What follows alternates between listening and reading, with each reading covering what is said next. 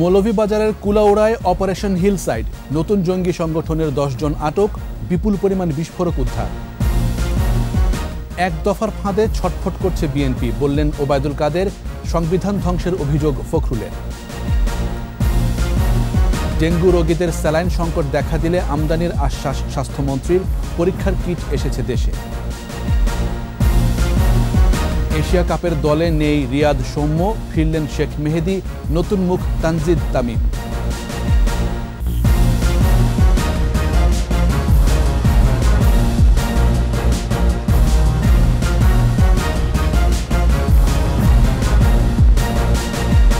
আপনি চান কি না চান, আমরা আপনাকে দেশি সরিষার খাঁটি তেল দিয়ে যাব। জি হ্যাঁ, এই নিন সুরেশ সরিষার তেল। শুনছিলেন ফার্স্ট সিকিউরিটি ইসলামী ব্যাংক লিমিটেড সংবাদ শিরোনাম। আমন্ত্রণ সন্ধ্যা 7টার 21 সংবাদে। সাথে আছি আমি জাবের হোসেন। দর্শক, 21 টেলিভিশনের সংবাদ একই সাথে সরাসরি দেখতে পাবেন আমাদের ফেসবুক পেজ www.facebook.com/2124 অনলাইনে।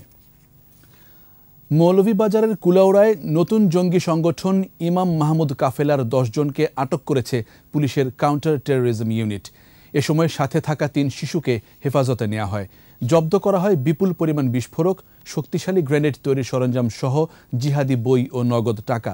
পরে বিস্ফোরকগুলো জুগিটিলা গ্রামের আসকরাবাদ মাঠে ধ্বংস করা হয়। মৌলভীবাজার প্রতিনিধি বিকুল চক্রবর্তীর রিপোর্ট, জানাচ্ছেন মাসুম আলিসা। শুক্রবার রাত 8:30 থেকে কুলাউড়ার জুগিটিলা গ্রামের এই বাড়িটি ঘিরে রাখে কাউন্টার টেরোরিজম ইউনিট। এরপর ভোর 6টা থেকে সিটিটিসির সোয়াট টিম অপারেশন হিলসাইড নামে অভিযান শুরু করে। এক পর্যায়ে 4 জন পুরুষ ও 6 জন নারী এবং 3 শিশুকে আটক করা হয়। এলাকাবাসী জানান, প্রায় 2 মাস আগে এখানে নতুন বাড়ি তৈরি করে আটকরা। সে সময় স্থানীয়দের তারা জানিয়েছিল বগুড়া থেকে নদী ভাঙনে সব হারিয়ে এখানে এসে বসতি করেছেন। পরিবারের অন্য সদস্যরাও আসবে বলে জানায় তারা।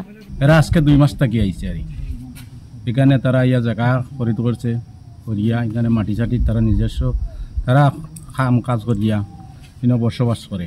আমি জিগাইলাম এরা আপনার বাড়ি হয় বগুড়াতে, আমরা তো নদীর ভাঙ্গনে আমরা বাড়িঘর নিচে গিয়ে এখানে জায়গা আসছি থাকি। আর এখন আমরা আরও মানুষ আইব, কিন্তু আইলো কেমনে, কার মাধ্যমে আইলো, কেমনে এরা পাইলো, তারাই শুধু এখানে নাই বনায়ন করে একটা আছে আমার পূর্ব দিকে প্রায় 50 কিলোমিটার ভিতরে রইব পাহাড়, ও পাহাড়ি এলাকা পর্যন্ত তারা দখল করিয়া প্রস্তুতি নিছে। নির্জন এলাকায় এবং পাহাড়ের চূড়ায় জমি কিনে এরকম জঙ্গি আস্তানা তৈরি করে স্থায়ীভাবে তাদের সদস্যদের প্রশিক্ষণ সহ তাদেরকে এই আস্তানায় হিজরত করে আস্তানায় এনে রেখে দেওয়ার যে তারা প্রস্তুতি গ্রহণ করেছিল, আমরা সেটা অঙ্কুরেই তাদেরকে বিনষ্ট করে দিতে, নস্যাৎ করে দিতে সক্ষম হয়েছি। অভিযানে 3 কেজি বিস্ফোরক, হাই এক্সক্লুসিভ 50টি ডেটোনেটর, 3,61,000 টাকা ও জঙ্গি প্রশিক্ষণ সামগ্রী এবং বিপুল পরিমাণ জিহাদি বই উদ্ধার করা হয়েছে। পরে বিস্ফোরকগুলো পার্শ্ববর্তী আসকরাবাদ মাঠে ধ্বংস করা হয়। প্রায় 3 কেজি পরিমাণে বিস্ফোরক, সাথে 50টির মতো ডেটোনেটর, যা দিয়ে গ্রেনেড সহ অন্যান্য হাই এক্সপ্লোসিভ তৈরি করা হয়। প্রশিক্ষণ সামগ্রী, আমাদের পুলিশ বুট, যেটা কমব্যাট বুট প্রশিক্ষণের জন্য আমরা ব্যবহার করি, সেরকম বুট, তারপরে বক্সিং প্র্যাকটিস করার জন্য তাদের বক্সিং ব্যাগ সহ এই প্রশিক্ষণ কার্যক্রমের বিভিন্ন ম্যাটেরিয়ালস আমরা উদ্ধার করি। সিটিটিসি প্রধান জানান, সংগঠিত হয়ে বড় ধরনের নাশকতার পরিকল্পনা ছিল জঙ্গিদের। মাসুম আলিসা, 21 টেলিভিশন। এক দফার ফাঁদে ছটফট করছে বিএনপি, এমন দাবি আওয়ামী লীগ সাধারণ সম্পাদক ওবায়দুল কাদেরের। বললেন, তত্ত্বাবধায়ক সরকার, সংসদ বিলুপ্তি অথবা প্রধানমন্ত্রীর পদত্যাগ, বিএনপির কোনো অসাংবিধানিক দাবি মেনে নেওয়া হবে না। আর 14 দলের সমন্বয়ক আমির হোসেন আমু বলেছেন, সুষ্ঠু নির্বাচনের স্বার্থে সংবিধানের আলোকে যে কোনো শর্ত মানতে প্রস্তুত সরকার। বিস্তারিত জানাচ্ছেন ফারজানা শোভা। শোকাবহ আগস্ট ও জাতির পিতা বঙ্গবন্ধুর ৪৮তম শাহাদাত বার্ষিকী উপলক্ষে শনিবার বিকেলে বঙ্গবন্ধু এভিনিউয়ে আলোচনা সভার আয়োজন করে স্বাধীনতা চিকিৎসক পরিষদ। এতে প্রধান অতিথি আওয়ামী লীগ সাধারণ সম্পাদক ওবায়দুল কাদের বলেন, এই মুহূর্তে নির্বাচন হলে ৭০% ভোট পাবেন শেখ হাসিনা, তাই পরাজয়ের ভয়ে বিএনপি মরণ যন্ত্রণায় ভুগছে। এক দফা খাদে পড়ে মরণ যন্ত্রণায় ছটফট করছে, তাদের অন্তর জ্বালা। হাসিনাকে ক্ষমতা থাকতে দেবে, ক্ষমতা কি আপনার বাপ দাদা? ক্ষমতার মালিক আল্লাহ পাক আর এদেশের জনগণ। এদিকে জাতীয় প্রেস ক্লাবে বঙ্গবন্ধুর শাহাদাত বার্ষিকী উপলক্ষে সাম্যবাদী দল আয়োজিত আলোচনায় আওয়ামী লীগের উপদেষ্টা পরিষদের সদস্য এবং 14 দলের সমন্বয়ক আমির হোসেন আমু বলেন, আর কোনোদিন জনগণের ভোটে ক্ষমতায় যেতে পারবে না বিএনপি। এজন্য নির্বাচনকে বানচাল করার ষড়যন্ত্র করছে তারা। অবাধ সুষ্ঠু নির্বাচন করার জন্য শেখ হাসিনার পক্ষ থেকে কোনো কার্পণ্যতা নেই, সরকারের পক্ষ থেকে কোনো কার্পণ্যতা নেই। অবাধ এবং সুষ্ঠু নির্বাচনের জন্য যে কোনো শর্ত, সংবিধানের ভিত্তিতে অবাধ এবং সুষ্ঠু নির্বাচন হবে, যে কোনো শর্ত আমরা মানতে রাজি। কিন্তু একটি জিনিস তাদের মানতে হবে, সংবিধান মেনে চলতে হবে। আলোচনায় 14 দলের নেতারা আরও বলেন, বাংলাদেশের সংবিধান থেকে তত্ত্বাবধায়ক সরকার পদ্ধতি বাতিল করা হয়েছে, তা আর কখনোই ফিরে আসবে না। ফারজানা শোভা, 21 টেলিভিশন, ঢাকা। সরকার সংবিধানকে কেটে ছেঁটে ধ্বংস করে ফেলেছে বলে অভিযোগ করেছেন বিএনপি মহাসচিব মির্জা ফখরুল ইসলাম আলমগীর। গুলশানে বিএনপি চেয়ারপারসনের কার্যালয়ে বাংলাদেশ হিন্দু বৌদ্ধ খ্রিস্টান কল্যাণ ফ্রন্টের প্রতিনিধি সভায় ফখরুল বলেন, এক দফা দাবি আদায় করেই খালেদা জিয়াকে মুক্ত করা হবে। বাংলাদেশ রাজনৈতিক, অর্থনৈতিক ও সামাজিকভাবে একটা ভয়াবহ সংকটে রয়েছে বলেও মন্তব্য করেন ফখরুল। অভিযোগ করেন, আওয়ামী লীগ মানুষের অধিকার কেড়ে নিয়েছে। ডিজিটাল নিরাপত্তা আইনের নাম পরিবর্তন মানুষের সাথে প্রতারণা বলেও মন্তব্য করেন বিএনপি মহাসচিব। সাধারণ মানুষের অর্থনৈতিকভাবে তাদের যে বেঁচে থাকার ন্যূনতম সুযোগ সুবিধা তাদের সেগুলো থেকে তারা বঞ্চিত হচ্ছে। এই কারণে আমি কথা বললাম যে বাংলাদেশ এখন একদিকে রাজনৈতিকভাবে, অন্যদিকে অর্থনৈতিকভাবে, একই সঙ্গে আরেকটি বিষয় অত্যন্ত গুরুত্বপূর্ণ, সামাজিকভাবে একটা সংকটপূর্ণ মুহূর্তে আছে।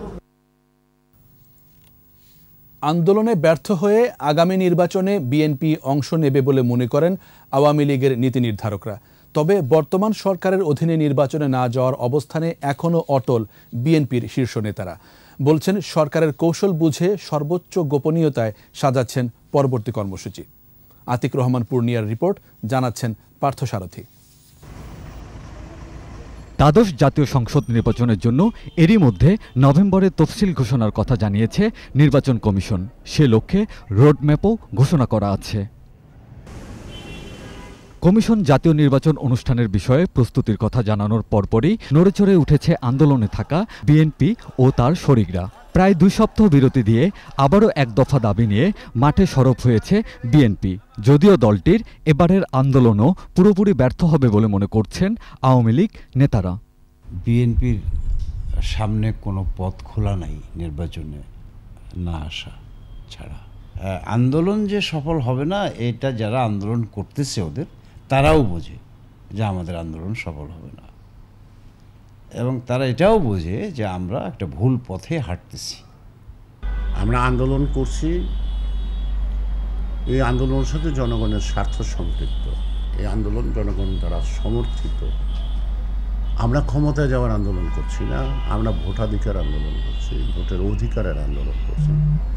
আমরা একটা সুষ্ঠু অবাধ নির্বাচনের কথা বলছি, আমরা বলছি না আমাদেরকে ক্ষমতা দাও। রাজনৈতিক এই ডামাডোলের মাঝে মার্কিন যুক্তরাষ্ট্রের স্যাংশন আলোচিত ইস্যু। বিএনপি নেতারা স্যাংশনকে তাদের অনুকূলে মনে করলেও আওয়ামী লীগ বিষয়টিকে তেমন গুরুত্ব দিতে চায় না। স্যাংশনটা, আমি যদি একটা স্বাধীন দেশের নাগরিক হয়ে থাকি, এটা আমার লজ্জাজনক, এটা আমার জন্য অপমানজনক। কিন্তু এই জাতিকে অপমান এবং লজ্জায় যে ফেলছে যারা দায়ী, তাদের বিচার হওয়া উচিত। বিধি নিষেধ, কারো কোনো আপনার ভাষায় স্যাংশন যাই বলেন, এটার চেয়ে বড় কথা হলো যে আমরা এবং এই সরকার প্রধান বঙ্গবন্ধু কন্যা শেখ হাসিনা নির্বাচনটাকে কীভাবে দেখতে চান। তো সুতরাং এই জায়গায় কে কার কোন জায়গায় বাধ্যবাধকতা তৈরি করলো বা কি বলে যে আরোপ করলো, বিষয়টা এই জায়গা আমরা একেবারেই বড় করে দেখি না। দুই রাজনৈতিক দলই একে অন্যের কৌশলের দিকে তীক্ষ্ণ নজর রাখছে। যেই দলটা একটা বিদেশি শক্তির উপর এতটাই নির্ভরশীল হয়ে গেছে যে তারা কি বলল এবং কালকে কি বলবে সেই খবরের অপেক্ষায় সারা রাত জেগে জেগে থাকে, তাহলে সেই দলের ভবিষ্যৎ কি হতে পারে? সরকার যে আমাদের উপর নানা কৌশলে এক এক সময় এক একটা নিচ্ছে, নিশ্চয়ই সরকার আমাদের কাছে সেই কৌশলগুলি বলে না, আর সরকার যা বলে তা করে না, আর যা করে তাও কিন্তু আগে বলে না। একইভাবে মাথায় নিতে হয়, আমাদের নতুন কিছু না। যে কোনো সংকটমূলক পরিস্থিতির জন্য একে অন্যকে দায়ী করছে আওয়ামী লীগ ও বিএনপি। পার্থসারথী, 21 টেলিভিশন, ঢাকা। জানাবো ব্ল্যাক হিট ডেঙ্গু পরিস্থিতির খবর।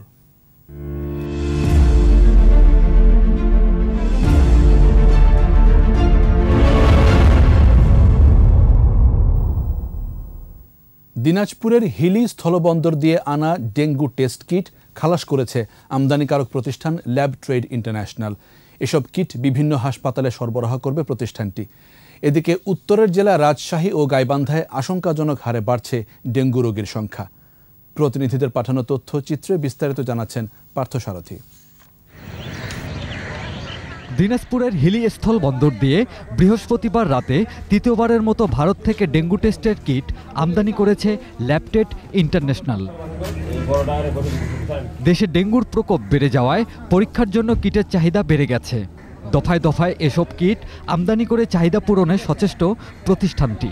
সারা বাংলাদেশে ডেঙ্গুর প্রকোপতা বেড়ে যাওয়ার কারণে এইসব মাল আমদানি করা এবং এগুলো বিভিন্ন জায়গায় সাপ্লাইয়ের মাল, গভর্নমেন্টের এসব মাল আমদানি করে ইন্ডিয়া থেকে নিয়ে আসা হয়েছে। এগুলো আজকে এখন ঢাকায় যাবে, ঢাকা থেকে যেখানে যেখানে সাপ্লাই আছে সেখানে ডিস্ট্রিবিউট হয়ে যাবে। বিভাগীয় শহর রাজশাহী ও জেলা শহর গাইবান্ধায় বেড়েই চলেছে ডেঙ্গু রোগী। গাইবান্ধা জেলা হাসপাতালে আলাদা কোনো ডেঙ্গু ইউনিট না থাকায় ভোগান্তিতে রোগীরা। রোগীদের অভিযোগ, হাসপাতালের বাইরে থেকে কিনতে হচ্ছে ওষুধও। লিখে দিতেছে, এখন বাইরে থেকে স্যালাইন দেওয়া লাগতেছে, ইঞ্জেকশন বাইরে থেকে একবার ভালো লাগছে। এখন আমরা গরিব মানুষ, এত টাকা পয়সা আমাদের করে পাই। হসপিটালটা সরকারি, কিন্তু কার্যক্রম সব বেসরকারির মতো। এখানে ফ্রিতে কোনো কিছু হয় না, সব টাকা দিয়ে কিনে নিতে হয়। এখানে আসছি ডেঙ্গু চিকিৎসার জন্য। ডেঙ্গু তো নির্মল করার জন্য পরিষ্কার রাখতে হবে, কিন্তু পিছন দিকটা সামন দিকটা আপনারা দেখেন, এখানে ডেঙ্গু আরও জন্মগ্রহণ করে। রোগীর চাপ বাড়ায় রাজশাহী মেডিকেল কলেজ হাসপাতালে 4টি ওয়ার্ডকে ডেঙ্গু ওয়ার্ডে রূপান্তরিত করে চিকিৎসা দেওয়া হচ্ছে। সংকট বলতে আসলে কিছুটা সংকট গতকালকে ছিল, আজকে আরও একটি ওয়ার্ড ডেঙ্গু ডেডিকেটেড হিসেবে ওপেন করা হচ্ছে। এরপরেও আরও রোগী বাড়তে পারে বলে আমাদের আশঙ্কা রয়েছে। সেক্ষেত্রে আমাদের হয়তো আরও নতুন শয্যা ব্যবস্থা করতে হবে। পার্থসারথী, 21 টেলিভিশন। সাবধান, কারণ 1 সেকেন্ডের মধ্যেই আপনার বাচ্চা হয়ে পড়তে পারে মারাত্মক ডেঙ্গু মশার শিকার। সেই জন্যই নিয়ে আসুন কালো হিট। এটা মশাদের মেরে ফেলে সঙ্গে সঙ্গে। কালো হিট, মশাদের বিনাশ তৎক্ষণাৎ। ডেঙ্গু রোগীদের স্যালাইন সংকট দেখা দিলে প্রয়োজনে আমদানি করা হবে বলে জানিয়েছেন স্বাস্থ্যমন্ত্রী জাহিদ মালেক। দুপুরে মানিকগঞ্জ 250 শয্যা বিশিষ্ট সদর হাসপাতালের ডেঙ্গু ওয়ার্ড পরিদর্শন শেষে মন্ত্রী বলেন, দেশে স্যালাইন উৎপাদনের তুলনায় রোগীর সংখ্যা 10 গুণ বেড়েছে। এমন পরিস্থিতিতে বিশেষজ্ঞদের সাথে বৈঠক করে আগামী 2 মাসের জন্য স্যালাইন উৎপাদনের অনুমোদন দেওয়া হয়েছে। প্রতিদিন 40,000 ব্যাগ স্যালাইন লাগছে বলেও জানান স্বাস্থ্যমন্ত্রী।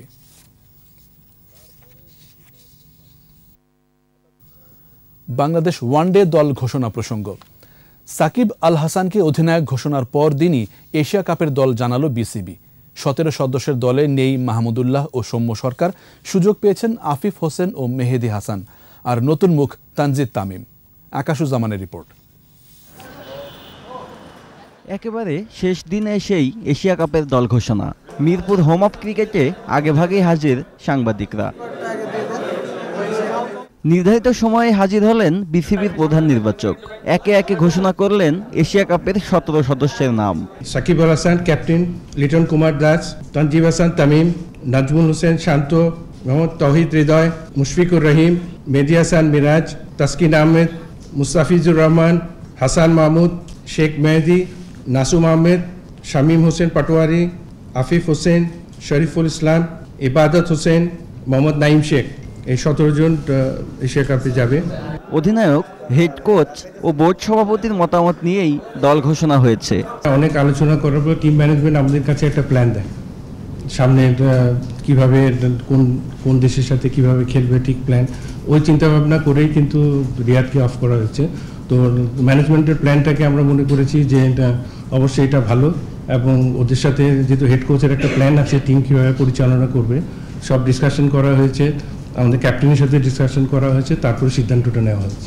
ইমার্জিং এশিয়া কাপে দলের হয়ে সর্বোচ্চ রান করা তানজিদ হাসান তামিম সুযোগ পেয়েছেন এশিয়া কাপে। দীর্ঘ আলোচনার পরেও সুযোগ হয়নি হাতুরুর প্রিয় ছাত্র সৌম্য সরকারের। ওকে আমরা এইচপিতে অনেক নার্সিং করা হয়েছে, লাস্ট ইমার্জিং কাপে কিন্তু যথেষ্ট পারফর্ম করেছে। তো ওটা হোপফুল, ইনশাআল্লাহ আমাদের জন্য, আমাদের দেশের জন্য ভালো কিছু দেওয়ার জন্য অপেক্ষা করছে। এশিয়া কাপের দলই বিশ্বকাপের দল বলে এতদিন আলোচনা হলেও তা মানতে চাননি প্রধান নির্বাচক। এখন বিশ্বকাপের দলটা না, এটা এশিয়া কাপের দল, তো সুতরাং এশিয়া কাপ নিয়ে আমরা এখন চিন্তা ভাবনা করছি। আগামী 31 আগস্ট শ্রীলঙ্কার বিপক্ষে ম্যাচ দিয়ে শুরু হবে বাংলাদেশের এশিয়া কাপ মিশন।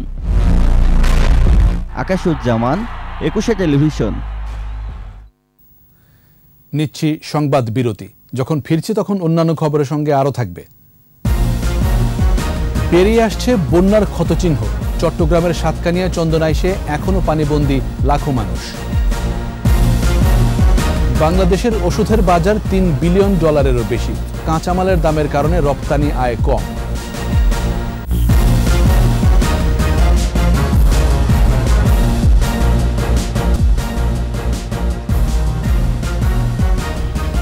আবারও আমন্ত্রণ সন্ধ্যা 7টার 21 সংবাদে।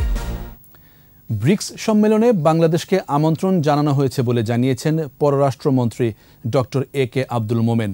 দুপুরে সিলেটে এক অনুষ্ঠান শেষে সাংবাদিকদের মন্ত্রী বলেন, ব্রিক্স সম্মেলনে বিশ্বের 70 দেশের রাষ্ট্রপ্রধানরা যোগ দেবেন। বাংলাদেশ সম্মেলনে অংশগ্রহণ করবে। প্রধানমন্ত্রী শেখ হাসিনা যেতে পারেন বলেও জানান ডক্টর মোমেন। নির্বাচন প্রসঙ্গে বিএনপির অনাস্থার বিষয়ে জানতে চাইলে পররাষ্ট্রমন্ত্রী বলেন, আওয়ামী লীগ নির্বাচন নিয়ে টালবাহানা করে না, সঠিক সময়ে সংবিধান মেনে নির্বাচন হবে। ব্রিক যদি আমাদের সদস্য পদ অফার করবে তার আমরা গ্রহণ করব। আর তা বলেছিলাম যে ওরা যদি আমাদের দাওয়াত দেয়, ওরা দাওয়াত দিয়েছে সেইটা সম্মেলনে যাওয়ার জন্য।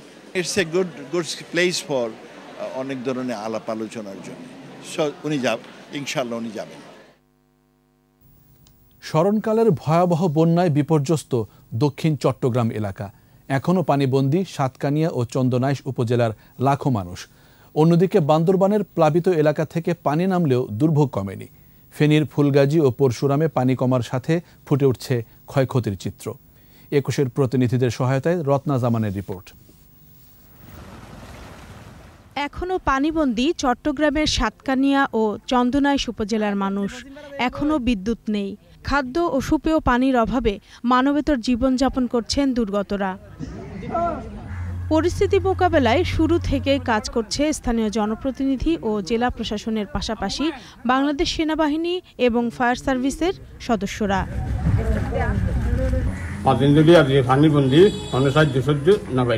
বাংলাদেশ সেনাবাহিনীর সহযোগিতায় আমরা আজকে ত্রাণ পেয়েছি, আমরা আনন্দিত। আটটা ব্রিজের পানি আগে চলে যেত, যার কারণে এখানে বন্যা হতো না। এখন একটা ব্রিজ হওয়াতে সমস্ত বন্যার পানি এখানে প্রতিবন্ধকতা সৃষ্টি হচ্ছে। অন্যদিকে চট্টগ্রাম কক্সবাজার বান্দরবান মহাসড়ক থেকে বন্যার পানি নেমে যাওয়ায় যানবাহন চলাচল স্বাভাবিক হয়েছে। ভয়াবহ বন্যা এবং পাহাড় ধসে বিপর্যস্ত বান্দরবান। বন্যার পানি নামলেও রাস্তাঘাট, ঘরবাড়ি, ব্যবসা প্রতিষ্ঠান সবখানেই কাদামাটি এবং ময়লা আবর্জনার স্তূপ। নিরাপদ খাবার পানির সংকট দেখা দিয়েছে।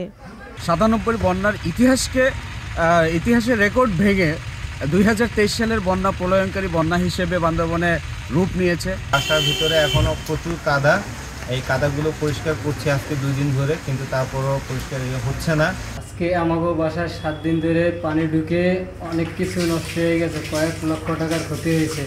টানা বর্ষণের ফলে ডুবে যায় বান্দরবানের প্রধান বাজার, ডিসির বাসভবন, এসপির অফিস, বাসভবন, জর্জ কোর্ট সহ মেম্বারপাড়া, আর্মিপাড়া, ইসলামপুর সহ শহরের প্রায় ৮০% বাড়িঘর।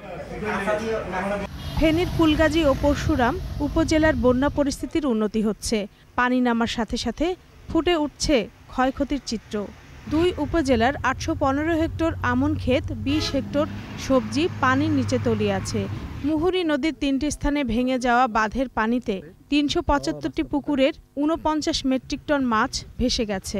জমির ধান ক্ষতি হয়েছে, পানি বন্যা, আর পুকুরের মাছ সব চলে গেছে। সব জিনিস নষ্ট হয়ে গেছে, মোটর নষ্ট হয়ে গেছে, পুকুরের মাছ গেছে। ১২০০ পরিবার ক্ষতিগ্রস্ত হয়েছে ফুলগাজী উপজেলা, এবং পরশুরামে ৫৫০টি পরিবার ক্ষতিগ্রস্ত হয়েছে। ইতিমধ্যে আমরা কিন্তু তাদেরকে শুকনা খাবার, শুরুর দিন থেকে শুকনা খাবার, পানি বিশুদ্ধকরণ ট্যাবলেট সহ অন্যান্য সহযোগিতা আমরা দিচ্ছি। বন্যার ক্ষয়ক্ষতি নিরূপণের কাজ চলছে জানিয়েছে জেলা প্রশাসন। রত্না জামান, ২১শে টেলিভিশন। বাংলাদেশের ওষুধ বাজার $3 বিলিয়ন বেশি। অভ্যন্তরীণ চাহিদার ৯৮% দেশীয় কোম্পানি সরবরাহ করে, পাশাপাশি ১৫০টি দেশে রপ্তানি হচ্ছে। তবে সেই তুলনায় আয় কম। এজন্য সহজে কাঁচামাল না পাওয়াকে দুষছেন রপ্তানিকারকরা, আর বিদেশে বিনিয়োগ করে উৎপাদনের তাগিদ বিশেষজ্ঞদের। তৌহিদুর রহমানের রিপোর্ট। একসময় দেশের ওষুধ শিল্পে একচেটিয়া আধিপত্য ছিল বহুজাতিক কোম্পানিগুলোর, আর অভ্যন্তরীণ ওষুধের চাহিদার সিংহভাগই পূরণ হতো আমদানির মাধ্যমে। কিন্তু সময়ের আবর্তে বদলে গেছে চিত্র। বহুজাতিক প্রায় সব ওষুধ কোম্পানি ব্যবসা গুটিয়ে দেশ ছেড়েছে। স্থানীয় চাহিদার ৯৮% ওষুধের যোগান দিচ্ছে এখন দেশীয় কোম্পানি। শুধু স্থানীয় চাহিদা পূরণই নয়, কমপক্ষে ১৫০টি দেশে রপ্তানি হচ্ছে বাংলাদেশের ওষুধ। পৃথিবীর সবচেয়ে বড় বড় নিয়ন্ত্রক সংস্থা আমেরিকাতে ইউএসএফডিএ, ব্রিটেনে ইউকেএমএইচআরএ, কিংবা ইউরোপে ইউজিএমপিএ, বাংলাদেশের প্রথম সারির কোম্পানিগুলার এই হাইয়েস্ট অ্যাপ্রুভালগুলা কারণ আছে। তবে এ খাত থেকে প্রত্যাশিত রপ্তানি আয় আসছে না। রপ্তানি উন্নয়ন ব্যুরো ইপিবি বলছে, গেল অর্থবছরে রপ্তানি হয়েছে ১৭,৫৪,২০,০০০ মার্কিন ডলারের ওষুধ। রপ্তানি বাড়াতে কাঁচামাল আমদানি আরও সহজ করার দাবি উদ্যোক্তাদের। এখনও আমরা ওষুধের র ম্যাটেরিয়ালসটা কিংবা এপিআই যেটাকে বলা হয়, এটা আমরা বিদেশ থেকে ইম্পোর্ট করে নিয়ে আসি। ফ্রেট কস্টও ওঠানামা করে, বৈদেশিক মুদ্রার রেটও প্রচণ্ডভাবে ওঠানামা করে। এগুলোর জন্য আমাদের দেশে ওষুধ অ্যাভেলেবল করার ক্ষেত্রে কোনো সময় আমরা সমস্যায় পড়ি। রপ্তানি পণ্যে বৈচিত্র্য আনার তাগিদ দিচ্ছেন অর্থনীতিবিদরা। যুক্তরাষ্ট্রসহ উন্নত দেশের ড্রাগ কর্তৃপক্ষ বাংলাদেশের ওষুধের বিষয়ে ইতিবাচক। এই সম্ভাবনা কাজে লাগানোর পরামর্শ তাদের। ফার্মাসিউটিক্যালসে যেটা দরকার আমাদের, যে এখানেও প্রযুক্তির ব্যবহার করতে হবে, এবং স্কিল ডেভেলপমেন্টের বাইরে থেকেও আমাদের এখানে গবেষণার সুযোগ অনেক বাড়াতে হবে। আমাদের ফার্মাসিউটিক্যালস যদি বিদেশে গিয়েও যদি তারা কোনো শাখা করতে চায়, করবার সুযোগ করে দিতে হবে। ২০২২ সালের তৃতীয় প্রান্তিক পর্যন্ত বাংলাদেশে ওষুধের বাজার ছিল $৩.৩২ বিলিয়ন। ওষুধ শিল্পের বিকাশে স্থানীয়ভাবে এপিআই বা কাঁচামাল উৎপাদনের উপর জোর দিচ্ছেন বিশেষজ্ঞরা। নিজেরা যদি এই র ম্যাটেরিয়ালসটা তৈরি করতে পারতাম। তৌহিদুর রহমান, ২১শে টেলিভিশন, ঢাকা। এবার শোকাবহ আগস্ট।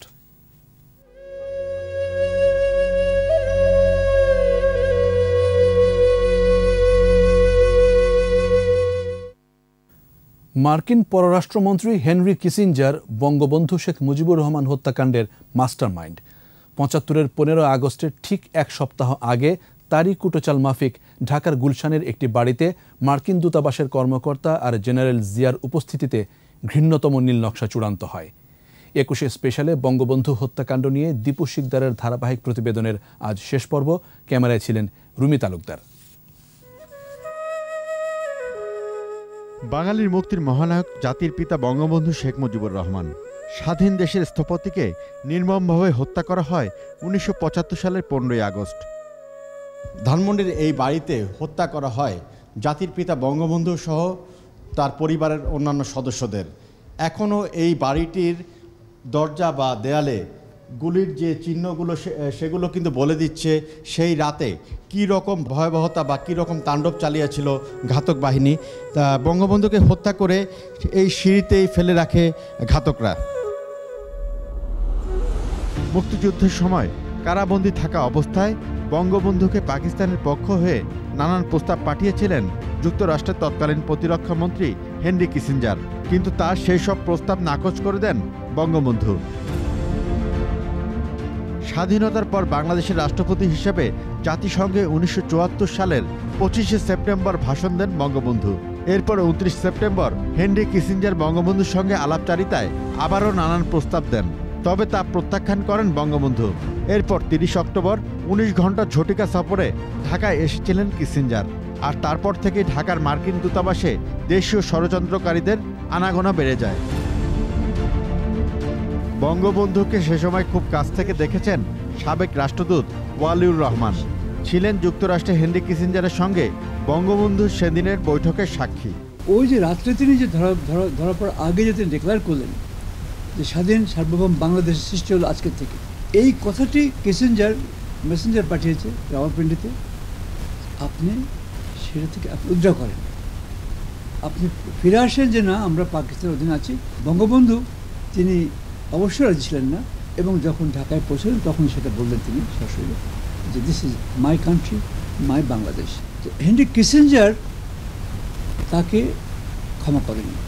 আন্তর্জাতিক ষড়যন্ত্রের ভিতরে বেসিক্যালি এই একটি লোকই ছিল। এই কূটনীতিক আরও জানান, ঢাকার গুলশানে এক বৈঠকে চূড়ান্ত হয়েছিল 32 নম্বর কিলিং মিশনের মূল নীল নকশা।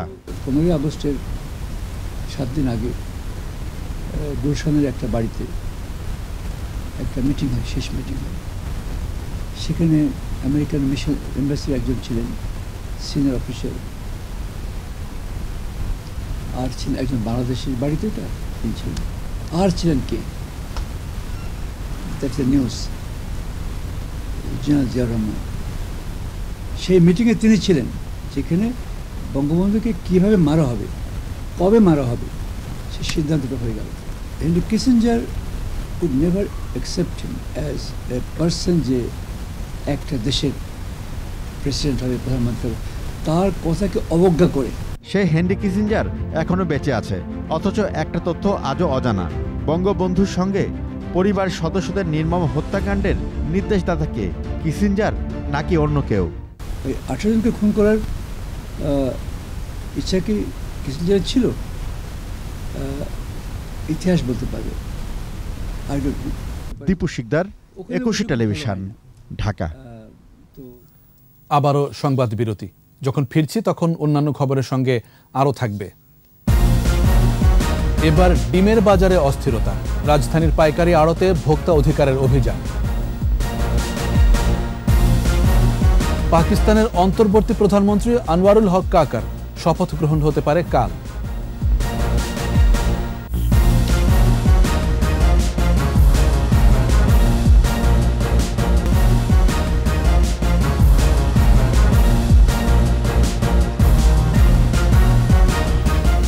দেখছেন সন্ধ্যা 7টার 21 সংবাদ। ব্রাহ্মণবাড়িয়ায় বিএনপির দুই গ্রুপের মধ্যে ধাওয়া পাল্টা ধাওয়া ও সংঘর্ষের ঘটনা ঘটেছে। এ সময় উভয় পক্ষের অন্তত 10 জন আহত হয়। বিকেলে শহরের পাওয়ার হাউস রোড এলাকায় বিবদমান দুই গ্রুপের আলাদা কর্মসূচি চলার সময় এই সংঘর্ষের ঘটনা ঘটে। পুলিশ জানায়, গেল 10 আগস্ট জেলা বিএনপির আহ্বায়ক কমিটি ঘোষণা করা হয়। এরপর থেকেই একাংশের নেতাকর্মীরা কমিটি বাতিলের দাবিতে প্রতিবাদ জানাতে থাকে।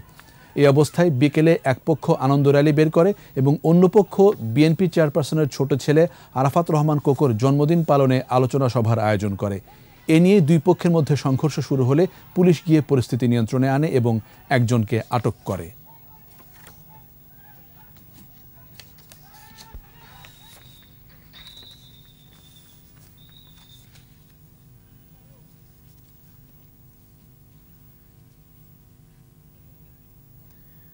এবার ব্যবসা বাণিজ্যের খবর।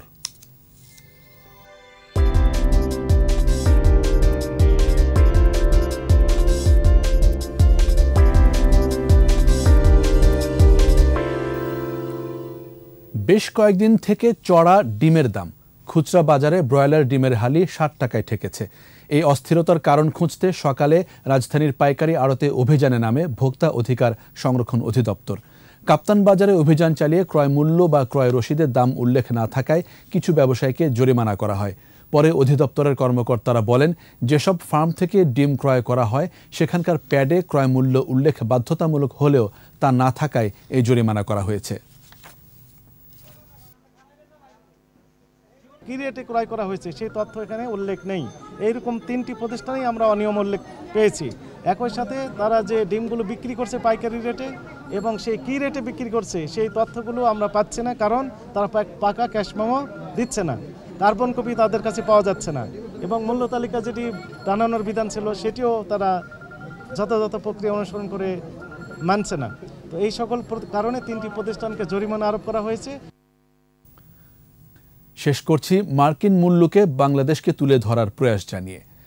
বছর জুড়েই বাংলাদেশকে তুলে ধরে যুক্তরাষ্ট্র শিল্পকলা একাডেমি। অনুষ্ঠান সূচিতে থাকে মুক্তিযুদ্ধ কিংবা বিপ্লবী মুজিব আখ্যান। আমেরিকায় জন্ম নেওয়া নতুন প্রজন্মের কাছে আবহমান বাংলাকে পৌঁছে দিতেই সংগঠনটির এমন উদ্যোগ। যুক্তরাষ্ট্র ঘুরে এসে আরও জানাচ্ছেন অখিল পোদ্দার।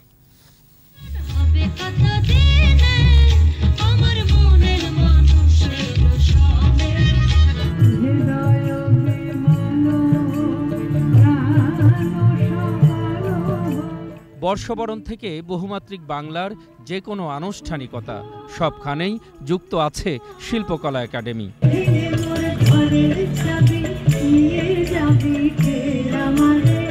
নতুন প্রজন্মের কাছে শ্যামল বাংলার ইতিহাস ঐতিহ্য পৌঁছে দিতেই যুক্তরাষ্ট্রের শিল্পকলা একাডেমির বহু বর্ণিল উদ্যোগ।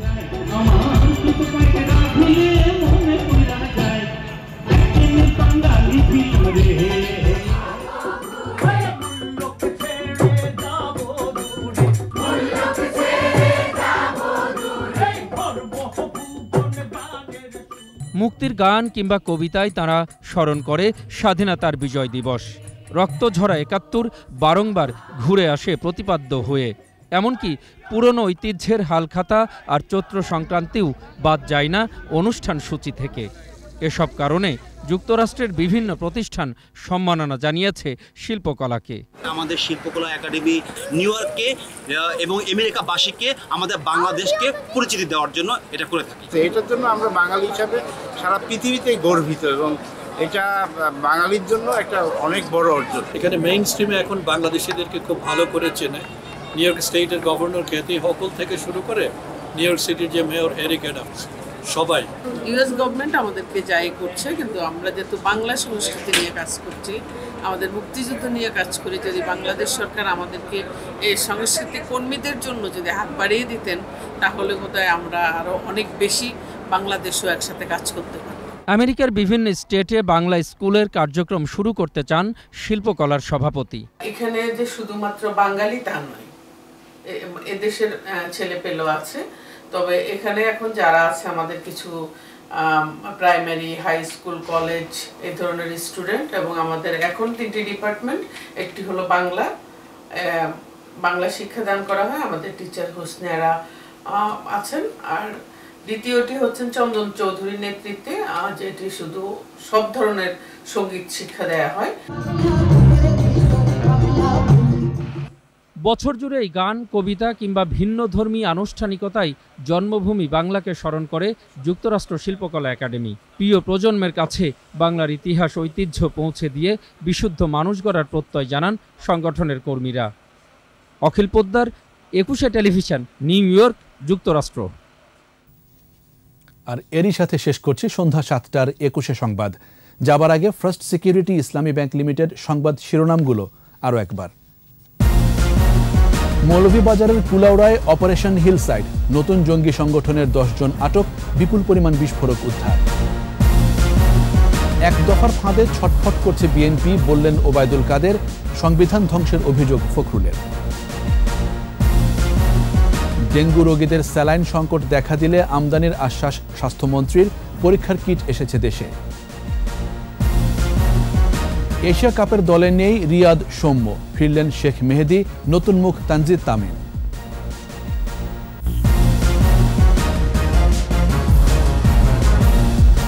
একুশে টেলিভিশনের সর্বশেষ খবর জানতে ডায়াল করুন 2021 নম্বরে আর ভিজিট করুন ekushe-tv.com এই ওয়েবসাইট। এছাড়া ফেসবুকে ভিজিট করতে পারেন facebook.com/ekushe24 অনলাইনে। আমাদের পরের সংবাদ রাত 9টায় দেখার আমন্ত্রণ রইল।